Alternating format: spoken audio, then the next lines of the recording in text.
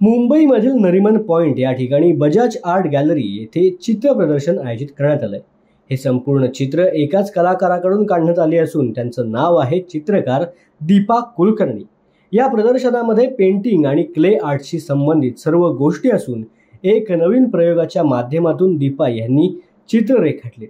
चिनी मातीचा चित्रकलेसाठी वापर करून दीपा कुलकर्णी यांनी आकर्षक अशा विविध रंगांनी रेखाटलेल्या पेंटिंग ह्या प्रदर्शनामध्ये पाहायला मिळतात। दीपा कुलकर्णी यांनी लॉकडाऊनच्या काळामध्ये ही आकर्षक चित्र काढायला सुरुवात केली। जयपूर, बंगलोर, न्यू पार्क अशा वेगवेगळ्या ठिकाणी दीपा यांनी चित्रांची प्रदर्शनं भरवली आहेत। सध्या बजाज आर्ट गॅलरी या ठिकाणी त्यांचे हे दुसरे सोलो एक्झिबिशन आहे। नमस्कार, मी दीपा कुलकर्णी।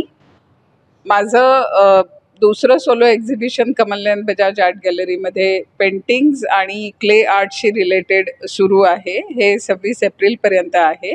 याच्यामध्ये अल्कोहोल इंक आणि ॲक्रिलिक पेंट आणि पोर्सिलिन क्लेची काही म्युरल्स किंवा स्कल्पचर्स आहेत जी फायर केलेली नाही आहे, अनफायर्ड आहेत आणि फ्रेममध्ये आहे। हा प्रयोग आहे। याच्यामध्ये ॲक्रिलिक इंक चा पण इन्क्लूड केलेला आहे आणि कागदावर अल्कोहोल इंक, कॅनव्हसवर ॲक्रिलिक पेंट आणि क्ले आर्ट असा सगळा याच्यामध्ये आर्ट दाखवण्याचा प्रयत्न केलेला आहे मी।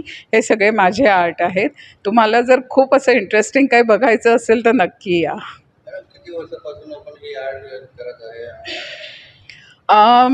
तसं तर सगळेच जण लहानपणापासून मातीशी खेळतात, रंगांशी खेळतात, पण फॉर्मली मी हे पॅन्डेमिकमध्ये सुरू केलं।